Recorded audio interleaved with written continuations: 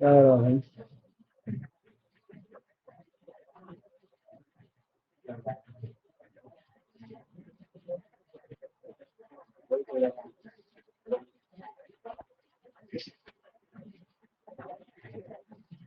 बोलना नहीं है तुम लोग कुछ बीच में। ठीक है, रिकॉर्ड कर रहे हैं हम लोग, कुछ बोलना नहीं। डाउट हो, इशारा कर देना।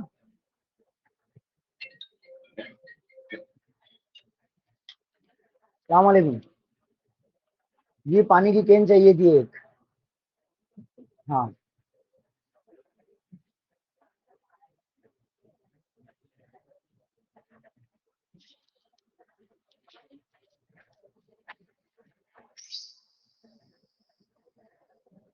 अरे यार, ये सब क्या हो गया? ये इतना स्लो क्यों चल रहा है अभी से?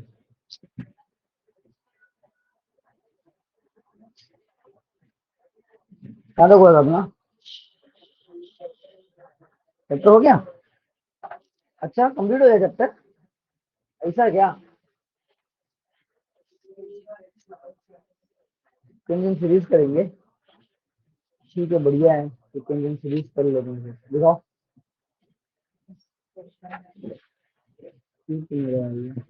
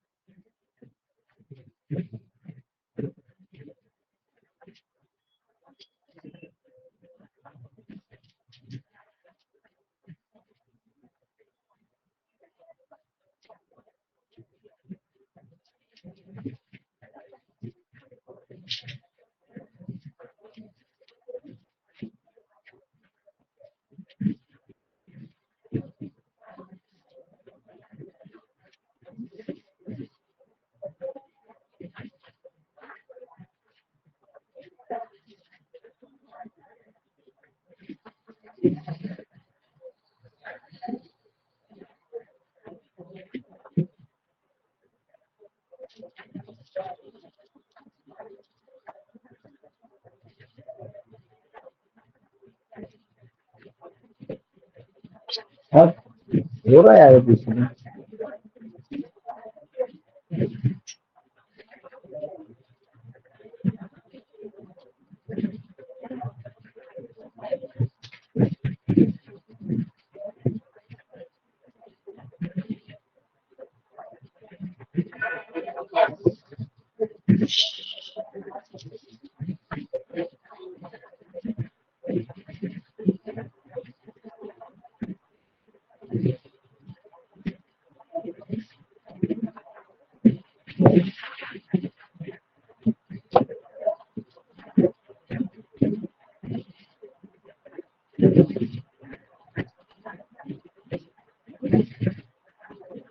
हेलो।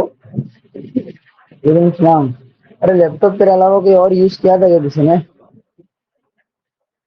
बहुत स्लो चल रहा है एकदम। नाटक कर रहा है बहुत। स्क्रीन नहीं, स्लो चल रहा है बहुत। चीजें खुलने के बराबर, क्लिक करने के बाद टाइम के बाद खुल रही है।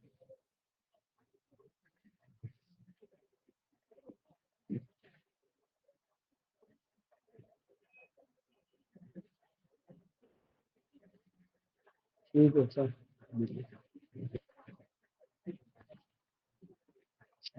ठीक है सर।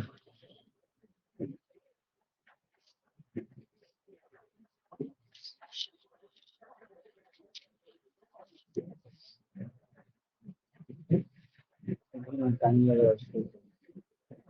Chapter number two. हाँ, डाउट है कुछ? अच्छा, क्या प्रॉब्लम है इसमें?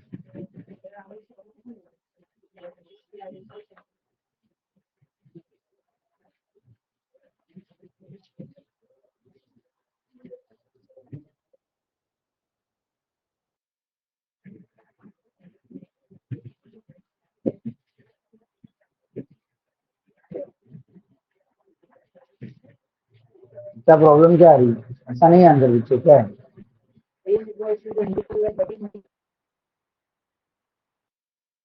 इसमें 6 डाले, फिर 9 डाले, 10 12 नहीं डाले, जैसे आंसर जो 10 का आंसर आ रहा है वो ये है। ये 9th का है। सॉल्व किया तो ये 11 वाला आंसर ही आ रहा है। एक वर्ष हाँ तो प्रिंटिंग मिस्टेक है, सही है तुम्हारा। कल मिस्टेक कुछ भी नहीं दिख रही। रियल और इमेजिनरी को अलग कर दो बस।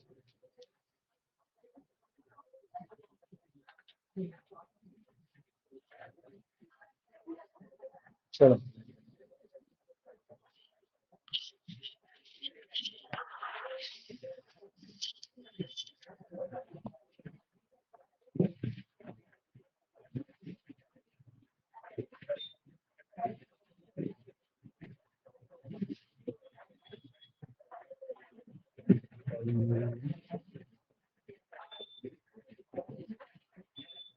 चैप्टर नंबर 2 है ना?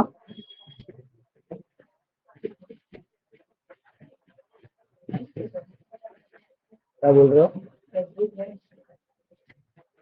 हाँ तो यहीं से ले लेंगे ना, अच्छा रहेगा।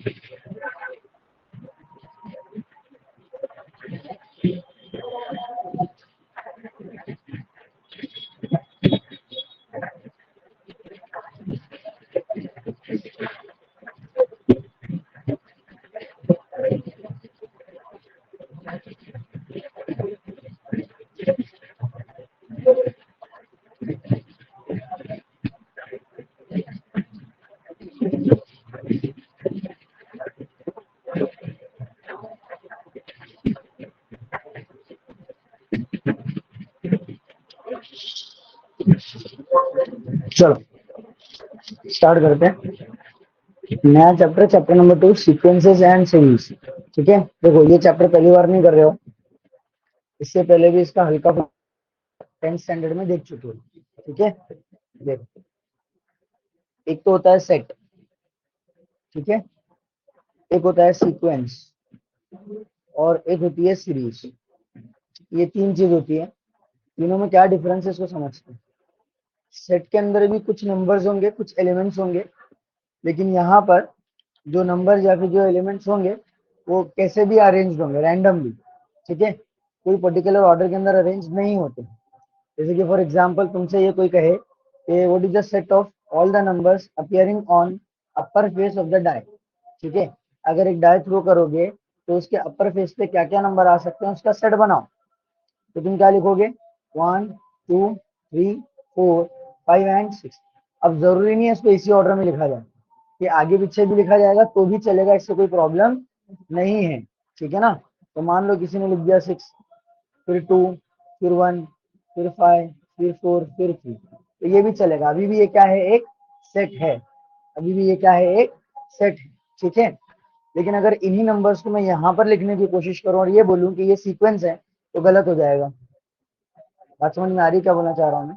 ठीक है, इन्हीं नंबर्स को अगर सीक्वेंस बनाना है तो तुम्हें कोई ना कोई एक ऑर्डर यहाँ पर लाना पड़ेगा, एक पर्टिकुलर वे में अरेंज करना पड़ेगा इन नंबर्स को। ठीक है, तो मान लेते हैं कि मैं इनको असेंडिंग ऑर्डर में अरेंज कर रहा हूँ। ठीक है, देखो सेट को डिनोट किया जाता है ब्रेसेस से। मैथमेटिक्स में इनको क्या बोला जाता है, ब्रेसेस। कर्ली ब्रैकेट बोलते हैं ना तुम लोग जिसको, वो ब्रेसेस है। ठीक है, ब्रैकेट सिर्फ एक होते हैं मैथ्स में, इनको बोलते हैं ब्रैकेट्स। ठीक है, ये होते हैं ब्रेसेस जो हम लोग सेट में बनाते हैं। ठीक है, these are called as brackets. और ये जो राउंड वाला तुम लोग देखते हो ना, ये राउंड ब्रैकेट बोलते हैं ना, इसका नाम होता है पैरेंथेसिस। ठीक है, पैरेंथेसिस। समझ में आया? मैथ्स में तीनों का मतलब अलग है। ये सेट के लिए इस्तेमाल होता है और ये इंटरवल्स के लिए इस्तेमाल होते हैं। इंटरवल्स क्या होते हैं इसके बारे में हम लोग जब चैप्टर फंक्शन करेंगे तब देखेंगे। ठीक है ना। खैर, अभी फिलहाल हमारा डिस्कशन किस पर है, सेट पर। ठीक है, चलो देखो, तो ये सेट है। ठीक है, इसमें डाई पे आने वाले नंबर्स ऐसे भी रैंडमली लिख दिए हम लोगों ने, जो नंबर्स डाई के अपर फेस पे आ सकते हैं डाई थ्रो करने में। ठीक है, और इसको हमने क्या किया, इन नंबर्स को ऐसे ब्रेसेस के अंदर एनक्लोज कर दिया, तो ये क्या बन गया, एक सेट बन गया। ठीक है, अब इन्हीं नंबर्स को मैं क्या कर रहा हूँ, अरेंज कर रहा हूँ।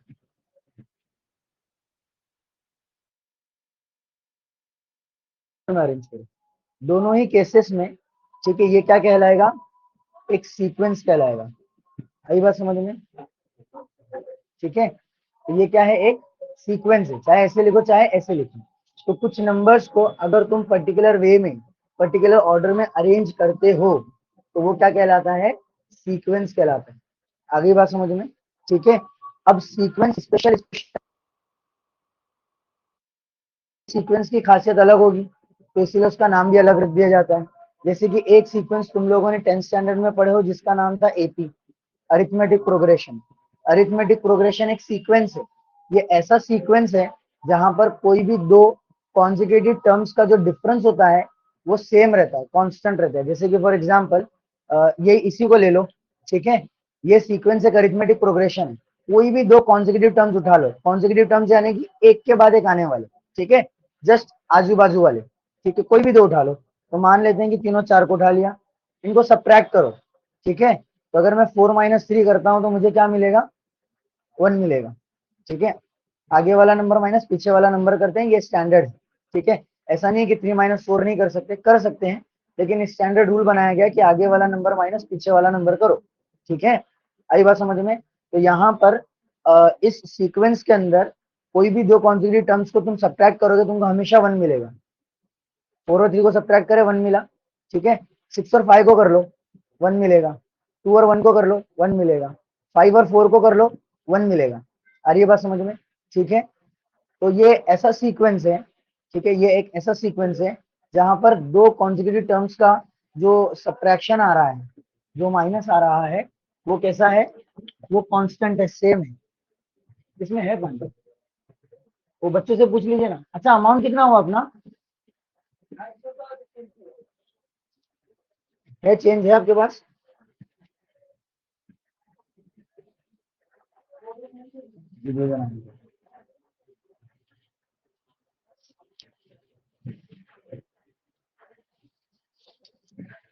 ठीक है, समझ में आया क्या बोला मैंने? तो ये क्या है, ये सीक्वेंस तो है ही, लेकिन ये ऐसा सीक्वेंस है, इसकी एक खासियत है। वो खासियत क्या है कि कोई भी दो कॉन्जिक्यूटिव टर्म्स का जो डिफरेंस आ रहा है वो सेम आ रहा है, ठीक है, 1 आ रहा है ना। वही खासियत इसमें भी है।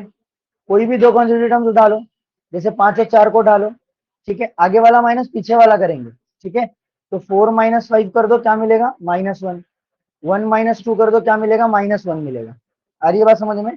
ठीक है, तो ये ऐसा सीक्वेंस है जहां पर दो कॉन्जिक्यूटिव टर्म्स का डिफरेंस सेम आ रहा है, इसीलिए इस सीक्वेंस का स्पेशल नाम रख दिया गया अरिथमेटिक प्रोग्रेशन, जो तुम लोगों ने 10th स्टैंडर्ड में पढ़े हो।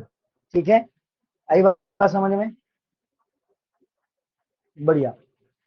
तो सीक्वेंस बहुत टाइप के होते हैं, जैसे कि ये एपी है, अरिथमेटिक प्रोग्रेशन है। वैसे ही जीपी भी होता है, जिसको बोला जाता है ज्योमेट्रिक प्रोग्रेशन। फिर एक और एक होता है हार्मोनिक प्रोग्रेशन, ये हम लोग पढ़ने वाले हैं इस चैप्टर के अंदर, ठीक है। और फिर एक होता है एजीपी, अरिथमेटिक और ज्योमेट्रिक प्रोग्रेशन, ठीक है। ये वाला हम लोग 10th स्टैंडर्ड में पढ़ चुके हैं। इस चैप्टर में ये तीन सीक्वेंसेस के बारे में हम लोग पढ़ने वाले हैं। तो जीपी क्या होता है, इसकी क्या खासियत है, आगे डिस्कस करेंगे। एचपी क्या होता है, एजीपी क्या होता है, ये सारी चीजें इस चैप्टर में हम लोग पढ़ेंगे। समझ में आ गया? तो ये हो गया सेट और ये हो गया अपना सीक्वेंस। अब बात करते हैं सीरीज की, ठीक है। सीरीज का मतलब इन नंबर्स को अगर एडिशन के फॉर्म में लिख दूं तो उसको सीरीज बोला जाएगा, ठीक है। जैसे कि ये नंबर्स है, इनको ऐड करके लिख लो, 1 + 2 + 3 + 4 + 5 + 6, ठीक है। तो इसको क्या बोलेंगे अभी हम लोग? सीरीज बोलेंगे। आ गई बात समझ में? जो सीक्वेंस के नंबर्स हैं, जो सीक्वेंस के नंबर्स हैं, उनको क्या करो? एडिशन के फॉर्म में लिख लो, तो उसको क्या बोला जाता है? सीरीज बोला जाता है। तो ये हो गई हमारी सीरीज, ठीक है। समझ गया? इस चैप्टर के अंदर सीक्वेंसेस पढ़ने वाले हैं और सीरीज पढ़ने वाले हैं। जो सबसे पहला सीक्वेंस हम लोग पढ़ने वाले हैं इस चैप्टर के अंदर, उसका नाम है ज्योमेट्रिक प्रोग्रेशन। अरिथमेटिक प्रोग्रेशन पढ़ चुके हैं 10th स्टैंडर्ड के अंदर, सारी चीजें उसके बारे में पता है ना। ज्योमेट्रिक प्रोग्रेशन, ठीक है। काम करते हैं ना, थोड़ी सी समरी लिख लेते हैं अरिथमेटिक प्रोग्रेशन की। इसको नीचे कर लेता हूँ, इसको जो साइड में कर लेते हैं।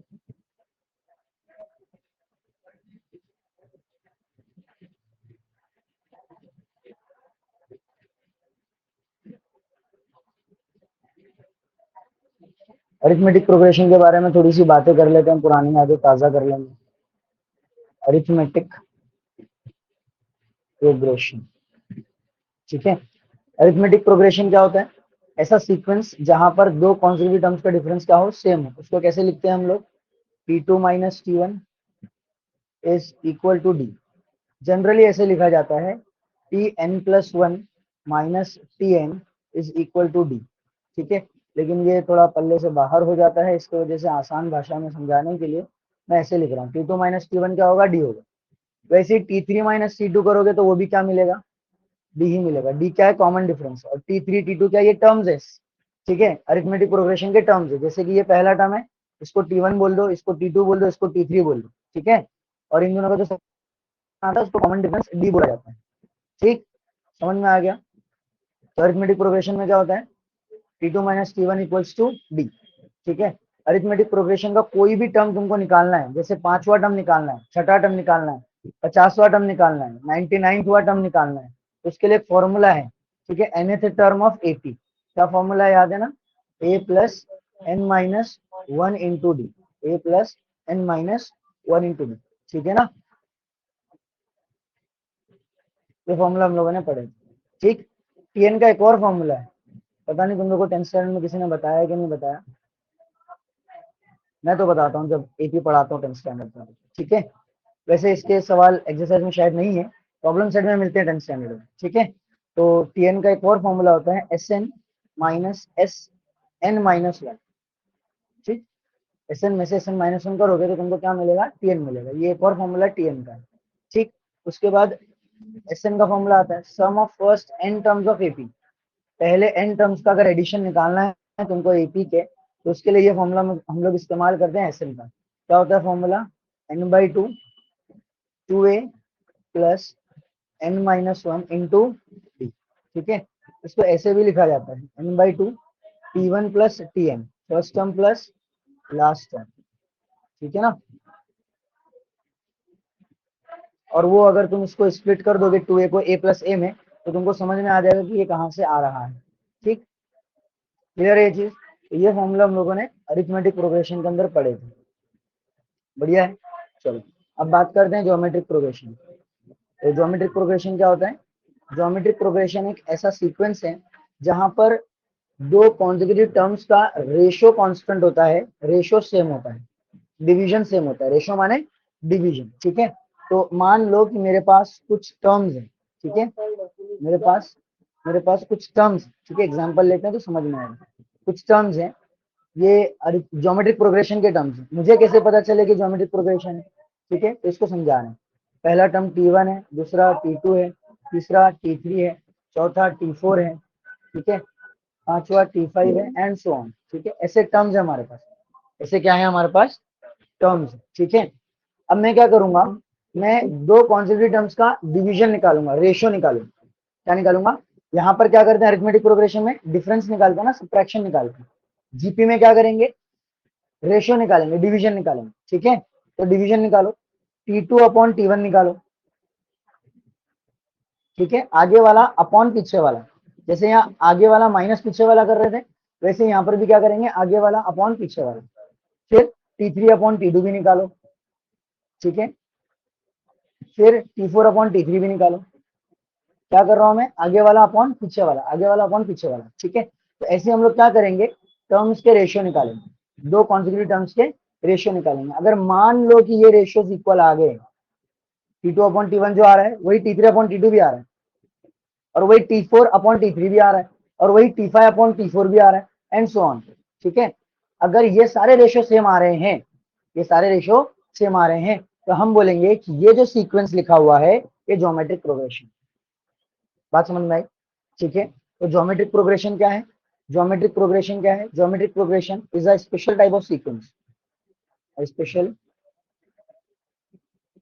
sequence where special sequence where ratio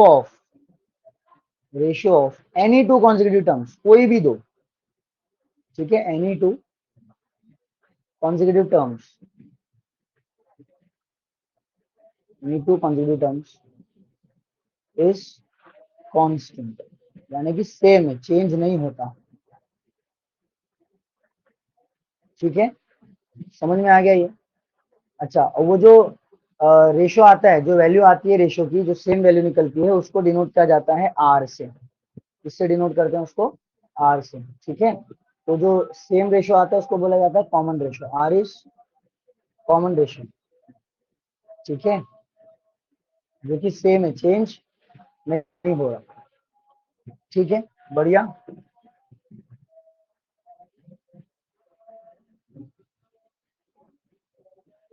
नमाज पढ़ के आ गए? यहाँ से होता है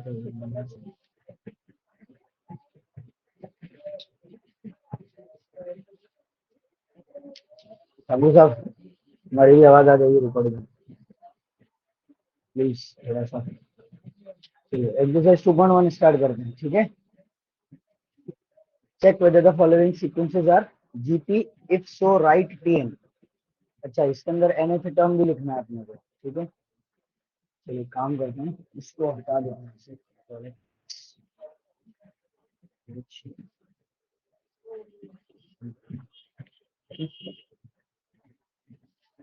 अब इसके nth टर्म की बात कर लेते हैं जीपी के, ठीक है। जीपी के nth टर्म का फॉर्मूला होता है nth टर्म ऑफ जीपी,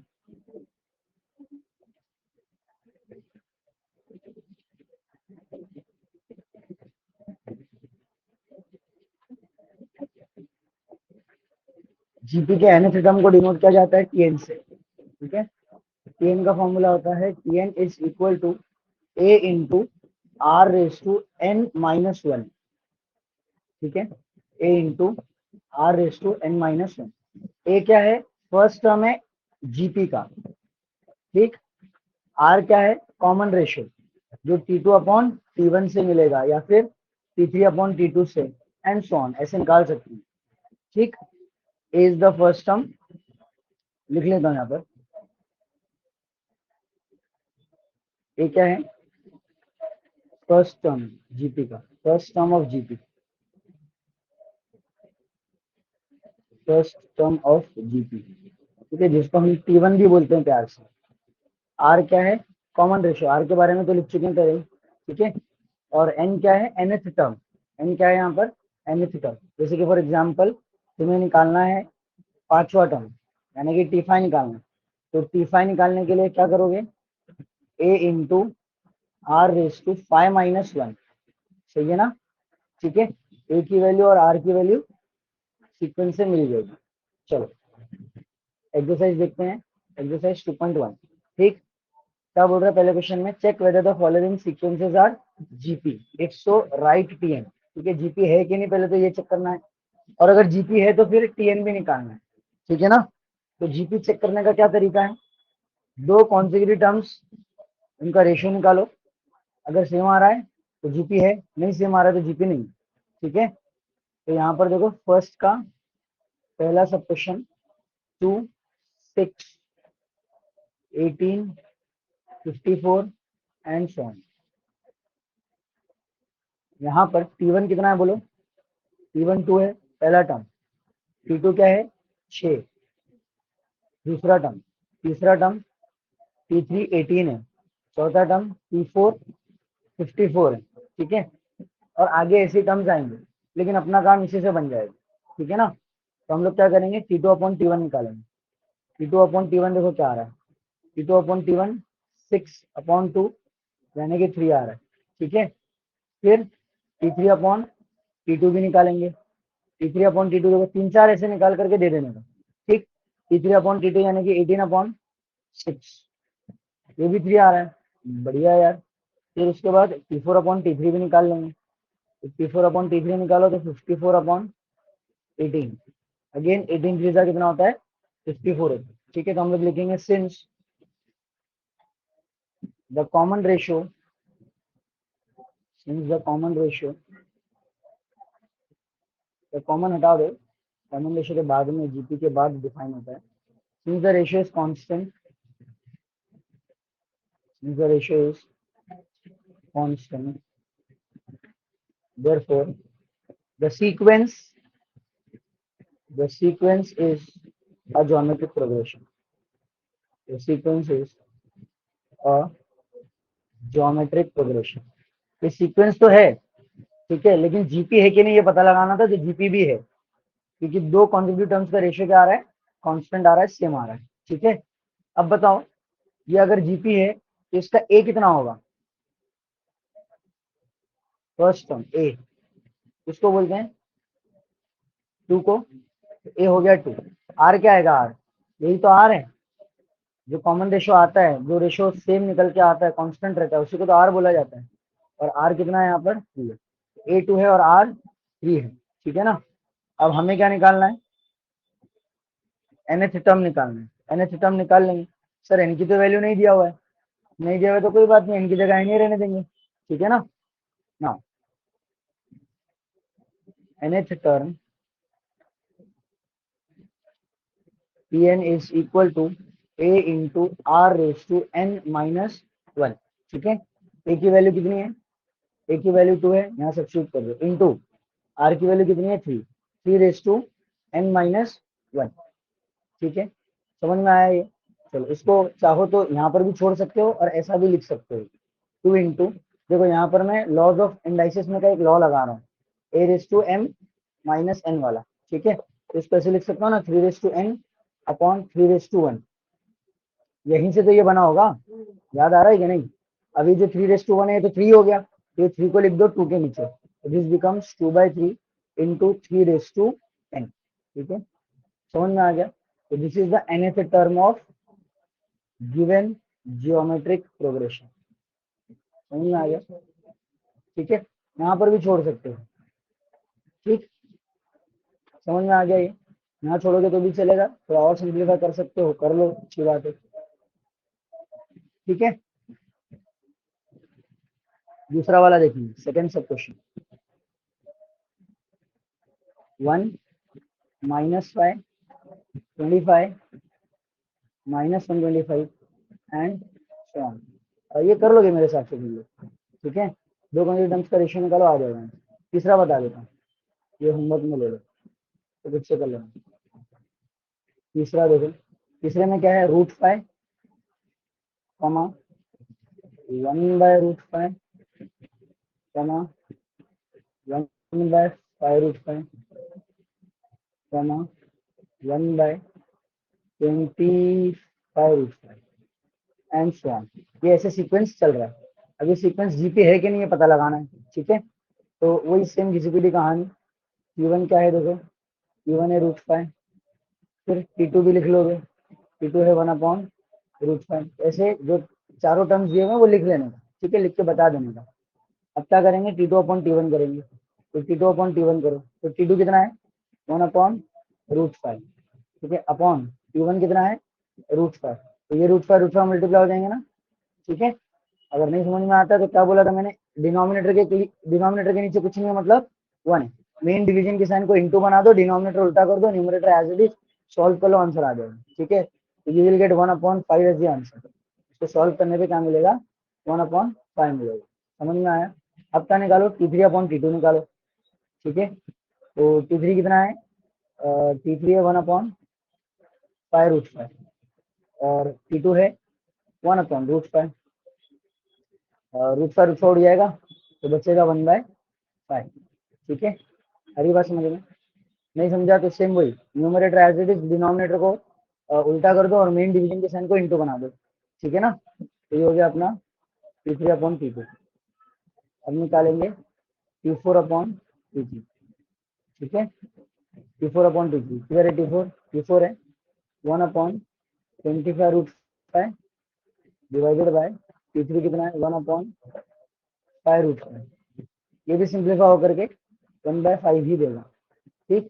तो again the ratio is constant, therefore the sequence is a GP, ठीक है। तो वो सारा स्टेटमेंट लिख दोगे। अगर मैं इस जीपी के अंदर बात करूं तो ए कितना है यहाँ पर, ए यानी कि पहला टर्म √5 है, ठीक है। और आर क्या है, आर 1/5 है, ठीक, समझ रहा है। चलो तो देयरफॉर nth टर्म क्या हो जाएगा, therefore Pn is equals to a into r⁻n−1। A की वैल्यू डाल दो यहाँ पर √5 इंटू आर की वैल्यू डाल दो 1/5 छोड़ दो यहाँ पर। ऐसे तो सिंप्लीफाई तो कर लो, कोई दिक्कत की बात नहीं। सिंप्लीफाई करोगे तो ये ऐसे बनेगा, देखो √5 इंटू, ठीक है, ये जो पावर n-1 ये दोनों को दे देंगे, 1 को भी दे दो और 5 को भी दे दो, ठीक है। 1 को भी दे दो और 5 को भी दे दो। तो 1 को देने से तो कुछ फर्क पड़ने वाला है नहीं, क्योंकि 1 की पावर में कुछ भी चला जाए वो 1 ही रहता है। और यहाँ पर आ जाएगा 5⁻n-1, ठीक है, समझा। √5 इंटू इसको अगर नीचे से ऊपर लाऊं तो पावर की साइन चेंज होती है, तो मालूम है ना, तो 1 - n हो जाएगा ये, ठीक है। तुम लोग को नहीं समझ रहा तो यहीं तक छोड़ देना, कोई दिक्कत की बात नहीं है, ठीक है।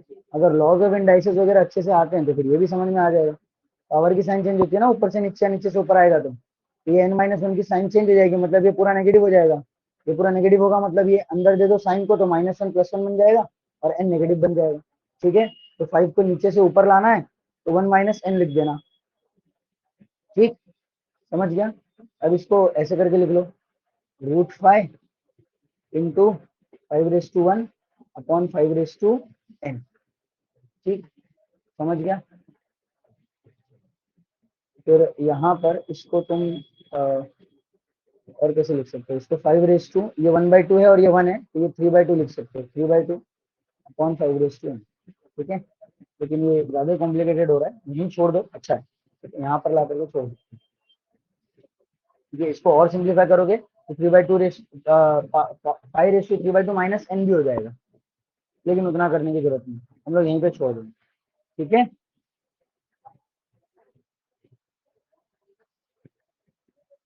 ये कर लोगे बाकी सारे, ठीक है।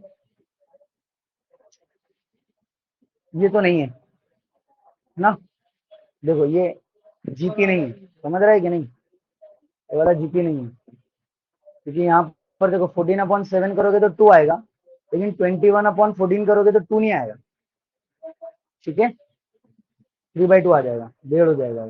ये वाला भी नहीं है, ये तो एपी है ना, देख के समझ में आ रहा है, ये एपी है, तो एपी है तो जीपी नहीं होगा फिर। ठीक, तो इनको कैसे लिखेंगे बता दूं क्या? तो देख लो, लिखना कैसे वो देख लो।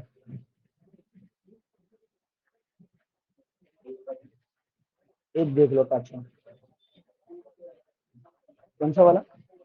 फोर्थ बताऊं? फोर्थ तो आसान है यार। ठीक है चलो फोर्थ देख लो।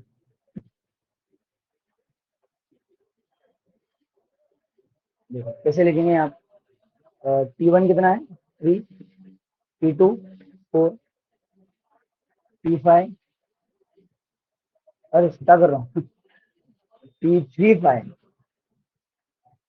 और T4 6। ठीक है, तो यहाँ पर लिखो T2 अपॉन T1।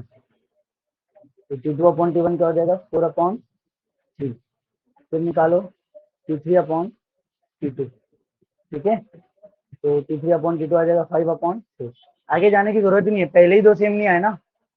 ठीक है, तो since T2 upon T1 is not equal to T3 upon T2, ऐसे भी लिख सकते हो या फिर स्टेटमेंट के फॉर्म में भी लिख सकते हो।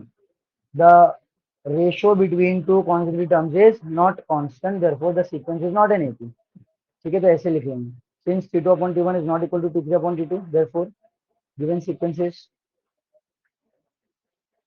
given sequence is not a geometric progression, GP। ठीक है, समझ गया ये? चलो तो आगे बढ़ते हैं। यहाँ पर देखो वही टीएन के ही सवाल है ये। ठीक है, अब एन की वैल्यू दे दी गई है। ठीक है, देखो जीपी बोला है, अब यहाँ पर चेक करने की जरूरत नहीं, कोई तो जीपी है। ठीक है, उस जीपी के बारे में अपने को कुछ पता नहीं है। पहला टर्म क्या है, दूसरा टर्म क्या है, अच्छा पहला टर्म दिया हुआ है, दूसरा टर्म क्या है, तीसरा टर्म क्या है, जीपी कैसे दिखती है वो नहीं पता। ठीक है, बस ये पता है कि उसका पहला टर्म है 9 और उसका कॉमन रेशियो क्या है 1/3 है, और हमें क्या फाइंड करना है T7 फाइंड करना है। इतने से काम बन जाएगा। चलो तो R इज इक्वल टू कितना दे रखा है 1/3 और A दे रखा है 9। हमें क्या फाइंड करना है T7। तो Tn का फॉर्मूला लगा देंगे। क्या मालूम है हमें Tn का formula? Tn is equal to A into R raise to n-1। सही है ना? तो A कितना है देखो 9 इंटू R की वैल्यू 1/3, 1/3 और Tn मतलब T7 निकाल रहे हैं ना, तो n की जगह 7 रखेंगे तो यहाँ पर भी 7-1 हो जाएगा। दिस बिकम्स 9 इंटू 1/3, 7-1 कितना हो गया 6। ठीक है, 9 को अगर 3 का स्क्वायर लिख लूँ चलेगा। ठीक है, इंटू में ये 6 जो है दोनों को दे देंगे। ठीक है, तो 1/6 करोगे तो उसको तो कुछ फर्क पड़ना नहीं है, नीचे आ जाएगा 3/6। ठीक है, समझ में आ गया? अब देखो यहाँ पर 2 बार 3 है और यहाँ पर 6 बार 3 है। ठीक है, तो 2 बार कैंसिल कर दो, 1/3/4 बचेगा। समझ में आया? या तो फिर 3/-4 भी लिख सकते हो। ठीक है, 3/-4 कैसे आया? 3 की पावर 2 अपॉन 3 की पावर 6 हो गया ये। लॉ ऑफ इंडाइसेस लगा दो, 3/2 - 6 इक्वल्स टू 3/-4। समझ गया? जैसे करना है वैसे कर लो। ठीक है, यही सही है। बढ़े आगे, क्वेश्चन नंबर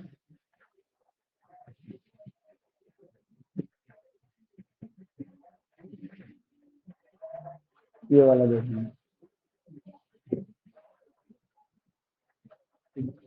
ये वाला कर लोगे तुम लोग खुद से, आसान ही लग रहा मुझे, ये कर लो खुद से। आगे देखते हैं, इसमें R दिया है, T6 दिया ना, A फाइंड करने दो। ठीक है, तो कुछ अलग कुछ नया नहीं होगा, वही फॉर्मूला लगाना है।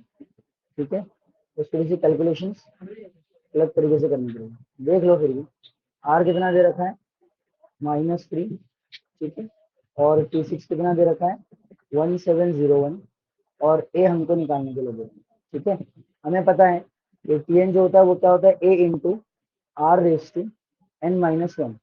ठीक, तो अगर मुझे क्या निकालना है T6 है ना, वो n की जगह पर 6 रख दूं तो ये हो जाएगा T6 इक्वल टू A की वैल्यू नहीं पता इंटू R की वैल्यू है -3, रेस टू n की जगह पर 6 लेकिन T6 की वैल्यू तो दे रखा है 1701, तो यहाँ लिख दो 1701 equal to A into -3 raise to 6 - 1 कितना होता है 5 होता है, तो 1701 इक्वल्स टू ए इंटू 3^5 कितना हो जाएगा 243, तो माइनस का 243। पावर ऑड है तो माइनस की साइन रिटेन होती है, पावर अगर इवन रहेगा तो माइनस की साइन चली जाती है। ठीक है, आई बात समझ में। अगर यहाँ पर -3/4 होता तो इसका आंसर आता +81। ठीक है, क्योंकि पावर कैसा है इवन, तो इवन पावर में माइनस की साइन नहीं बचती, ऑड पावर में माइनस की साइन बच जाती है। ठीक है, तो इसका आंसर आएगा -243। अब ए की वैल्यू निकालनी है तो 1701 डिवाइडेड बाय -243 कर लो तो मिल जाएगा। ठीक है, 7 से जाएगा शायद मेरे साथ, या 17 से जाएगा, देखो कितने से जा रहा है 243 इंटू 7 3 7 4 7 2 28 28 और 2 30 7 2 14 17। हाँ शायद, एक मिनट कुछ गड़बड़, 7 से ही जा रहा है शायद, 243 इंटू 7 से ही हो जा रहा है। देखो 7 3 21, 7 4 28 प्लस 2 30, ये 3 करिए, 7 2 14, 14 प्लस 3 17। ठीक है, 17 की भी जरूरत नहीं पड़ी, 7 से काम हो गया। ठीक है, लास्ट डिजिट के हिसाब से सोचा करो। हाँ, इसके लास्ट में 1 चाहिए ना, तो 3 को किससे मल्टीप्लाई करूं जिससे लास्ट में 1 आए, तो 3 2 जा करेंगे 6 आएगा, 3 जा करेंगे 9 आएगा। ठीक है, 4 जा करेंगे 12 आएगा, तो 3 कितने जा आएगा 1 7 जा, 3 7 जा 21, तो 7 के करीब 7 17 ऐसे करके देख लेना। समझ गया, तो करेक्ट आंसर आ रहा है ए इक्वल्स टू -7। ठीक है,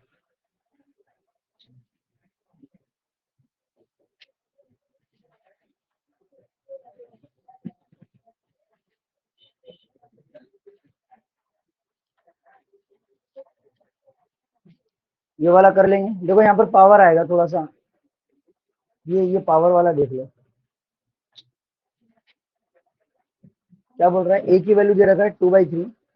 ठीक है, ए इज इक्वल्स टू 2/3 और T6 दे रखा है 162 और हमें आर फाइंड करना होगा, आर इक्वल टू क्वेश्चन। ठीक है, क्या पता है हमें, Tn का formula Tn equals to A into R raise to n-1। ठीक है, n की जगह पर 6 रख दूं तो T6 इज इक्वल टू क्या हो जाएगा ए की वैल्यू है 2/3, आर की वैल्यू नहीं पता, वो निकालना है 6 माइनस 1, T6 कितना है 162 equal to 2/3 into R raise to 5 हो गया ना, ये 3 ऊपर मल्टीप्लाई हो जाएगा और 2 आ जाएगा नीचे, तो 162 into 3 upon 2 is equal to R raise to 5।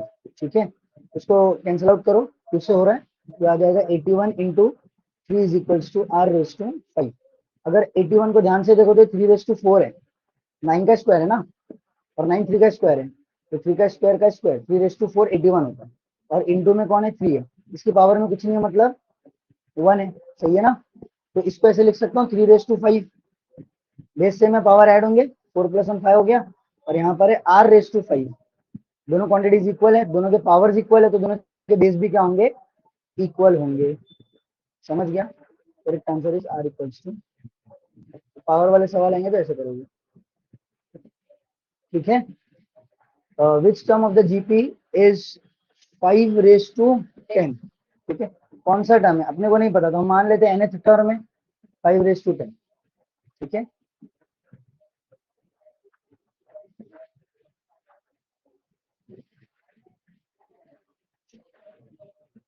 given GP is, given geometric progression is 5 25 125 625 and so on. ठीक है, यहाँ पर ए कितना है बोलो, ए 5 है, पहला टर्म 5 है, और आर कितना होगा, कैसे निकालोगे यार, T2/T1 से, are is equals to T2/T1, तो T2/T1 कर लो 25/5 यानी कि 5। ठीक है, इसके नीचे लिख लो आर इज इक्वल्स टू 5, तो ए भी 5 है और आर भी 5 है, और हमें पता करना है कि 5/10 कौन सा टर्म है। ठीक है, तो हमें क्या मालूम है, पहले तो लिख लो ऐसे, लेट Tn nth टर्म भी 5/10, तो यही n की वैल्यू हमको फाइंड करना, Tn दिया हुआ है। ठीक है, ये टर्म दिया हुआ है लेकिन कितना हुआ है वो नहीं मालूम, तो Tn की वैल्यू पता है, n की वैल्यू नहीं पता, तो n की वैल्यू निकालेंगे। ठीक है, तो Tn का फॉर्मूला पता है अपने को, a into r raise to n minus 1, ठीक है। तो Tn की वैल्यू क्या है, 5 raise to 10 is equal to a कितना है 5 इंटू r कितना है वो भी 5, 5 रेस टू n माइनस 1, सही है। 5 इंटू इसको ऐसे लिखने चलेगा 5 raise to n upon 5 raise to 1, है ना, इसी से तो ये बना होगा।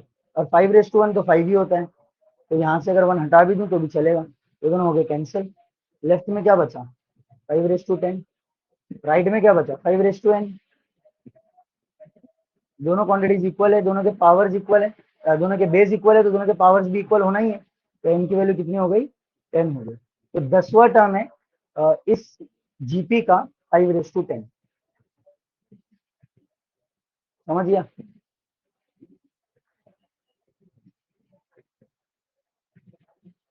बढ़िया, बढ़ते हैं आगे। For what values of x the terms are in GP, ये भी अच्छा सवाल है। ये टर्म्स जीपी में होने के लिए x की वैल्यू क्या होना चाहिए, ठीक है। ये टर्म्स जीपी में होने के लिए x की वैल्यू क्या होना चाहिए।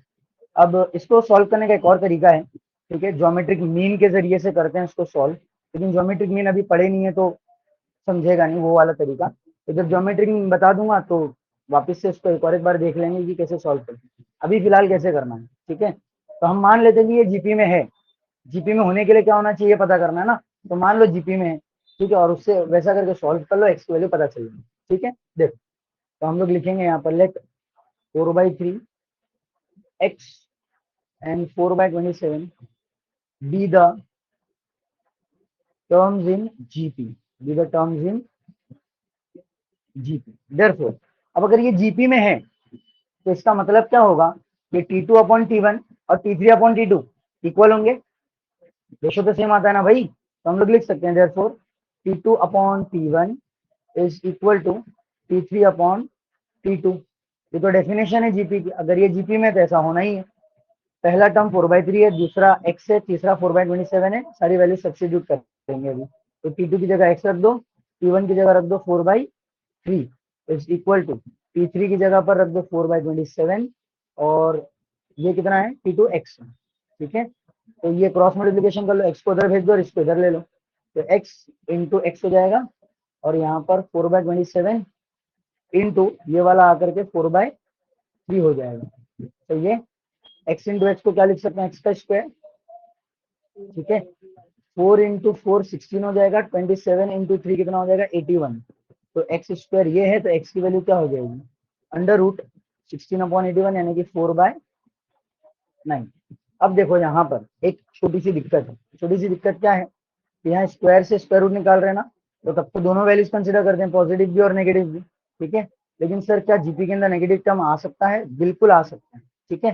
तो ये कैसे समझ में आएगा, तो इसी की दोनों वैल्यूज को एक एक बार लेकर के मैं सब्स्टिट्यूट करके दिखाता हूँ, ठीक है।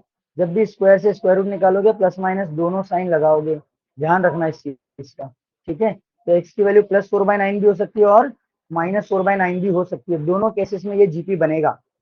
सही में ऐसा है क्या, तो चेक करके देख लेते हैं। तो पहला टर्म 4/3 ले लो, दूसरा +4/9 ले लो, और तीसरा 4/27, ठीक है।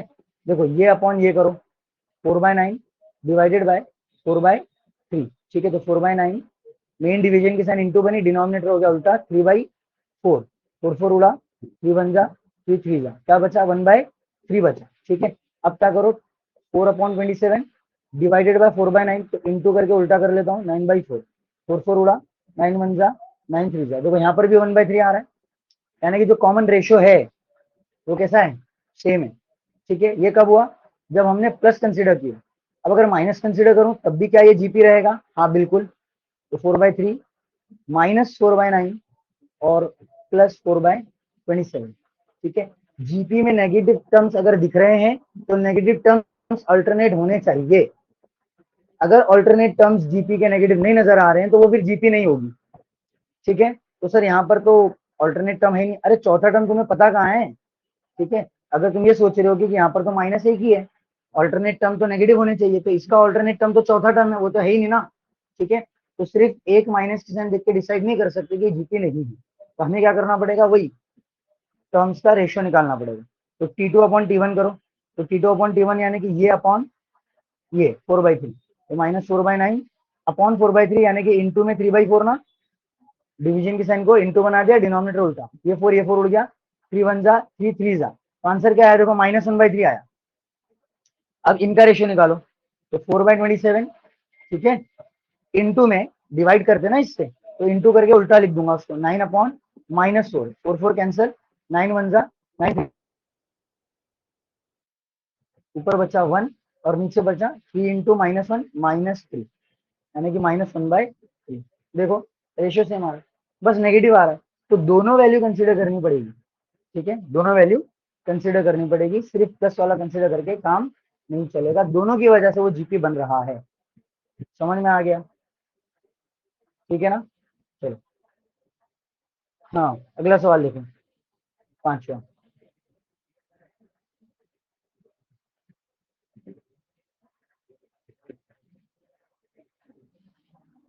क्या बोल रहा है, if for a sequence Tn is equal to 5 raised to n-3/2 raised to n-3 है ना, वो ये प्लस है, show that the sequence is a GP, हमें प्रूफ करना है कि ये सीक्वेंस क्या है, जीपी है, सिर्फ टीएन दे रखा है और उससे हमको पता लगाना है जीपी, कैसे मालूम पड़ेगा, तो हम इस टीएन के फॉर्मूले से तीन चार टर्म्स निकाल लेंगे, तीन ही निकालो काफी हो जाएगा, ठीक है, तीन टर्म्स निकाल लो, कैसे निकालोगे, एन की जगह पे 1 रखो T1 मिल जाएगा, एन की जगह पर 2 रखो T2 मिलेगा, एन की जगह पर 3 रखो T3 मिल जाएगा, तीन टर्म्स मिल गए, T2/T1 T3/T2 निकालो, दोनों रेशियो सेम आ रहे, जीपी है, नहीं आ रहे तो जीपी नहीं है, ठीक है, तो वैसे तो शो कर रहा है सीक्वेंस जीपी है तो होना ही चाहिए वो।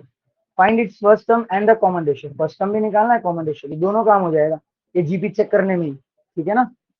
देखो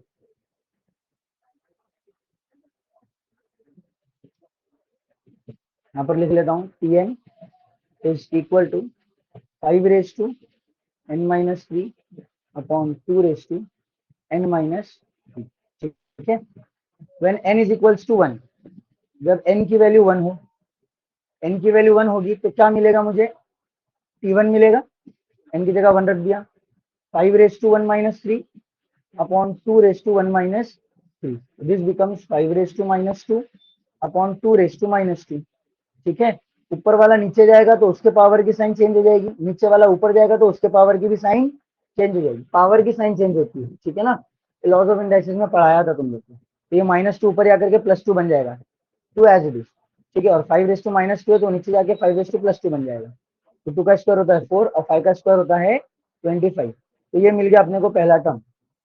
अभी जीपी है कि नहीं है वो पता चलेगा बाद में, ठीक है, अब T2 निकालो, ठीक है, T2 निकालने के लिए क्या करोगे, इसी फॉर्मूले में n की जगह पर 2 रख दोगे, when n is equals to 2, जब n की वैल्यू 2 हो जाए तो T2 मिलेगा, ठीक है, तो T2 निकालने के लिए 5 raised to 2 - 3, 2 raised to 2 minus 5 raised to 2 - 3 मतलब 5 raised to -1 और नीचे 2 raised to -1, ठीक है, तो 2 ऊपर आ जाएगा +1 के साथ और 5 नीचे चला जाएगा +1 के साथ, तो दिस गिव्स यू 2/5, ये दूसरा टर्म आ गया।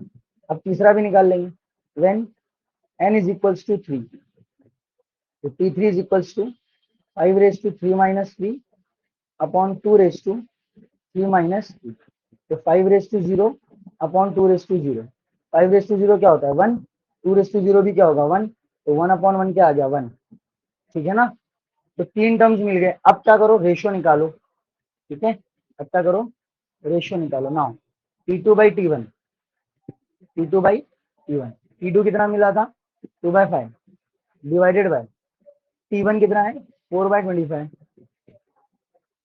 ठीक है, तो 2/5 इंटू 25/4, चलेगा ऐसे किया तो, डिवीजन के साइन को इंटू कर दिया, डिनोमिनेटर उल्टा, कैंसिल आउट कर लो, 2 2 4, 5 5 25, तो 5/2 बच रहा है, देखो इसको कैंसिल करने के बाद 5/2 बचे, अब क्या निकालेंगे T3/T2 निकालेंगे, T3/T2, T3/T2, T3 कितना है 1 अपॉन T2 कितना है, T2 है 2/5, तो 1/2/5 यानी कि 2/5 का रेसिप्रोकल, 2/5 का रेसिप्रोकल, रेसिप्रोकल क्या हो जाएगा 5/2, देखो रेशियो सेम आ रहा है, तो रेशियो सेम आ रहा है मतलब जीपी है, रेशियो सेम आ रहा है मतलब जीपी है, तो क्या करोगे ऐसे स्टेटमेंट के फॉर्म में लिखोगे, since T2/T1 is equal to T3/T2, ठीक है, therefore sequence is a geometric progression. A कितना है?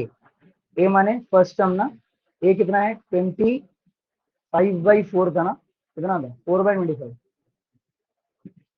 4/25 ये आ गया अपने पास ए। ठीक है, और आर इज इक्वल टू क्या हो जाएगा? T2/T1 या फिर T3/T2, जिसमें से भी लिखना वहां से लिख लो, सेम ही है। R is equal to 5। तो दो चीजें फाइंड करने बोला था, वो दो चीजें भी आ गई और प्रूफ भी हो गया कि ज्योमेट्रिक प्रोग्रेशन है। ठीक है, समझ में आया? अब आगे सवाल आ रहे हैं 3 consecutive terms of GP, 4 consecutive terms of GP, वो वाले।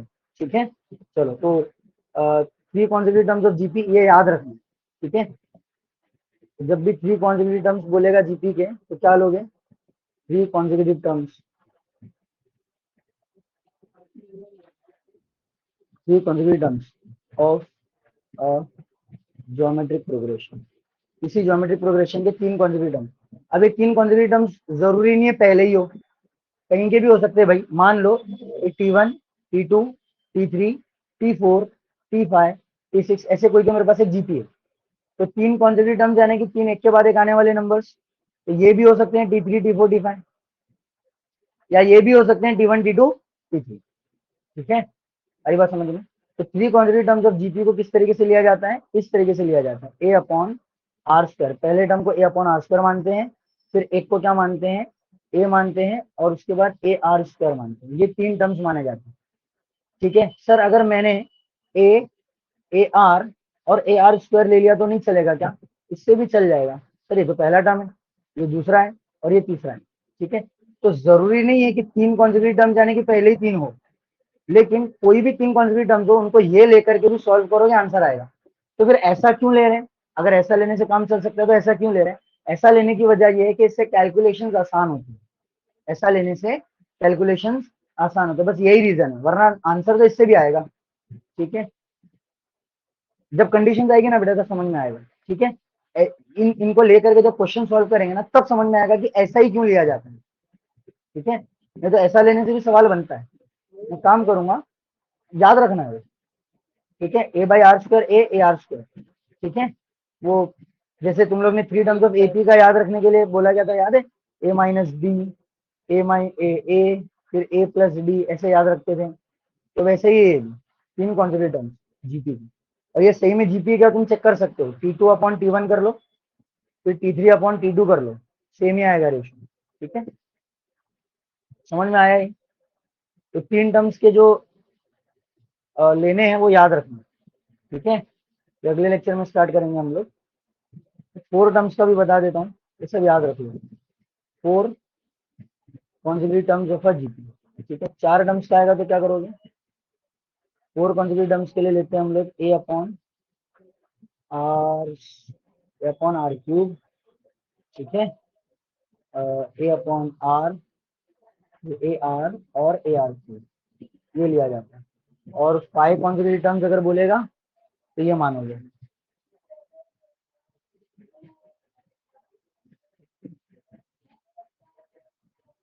फाइव के लिए a upon r square, a upon are, A R और ए आर स्क्वायर। ठीक है, तो अगले लेक्चर में ये याद करके आओ। ठीक है ना, समझ में आ गया? बस आज के लिए इतना काफी है।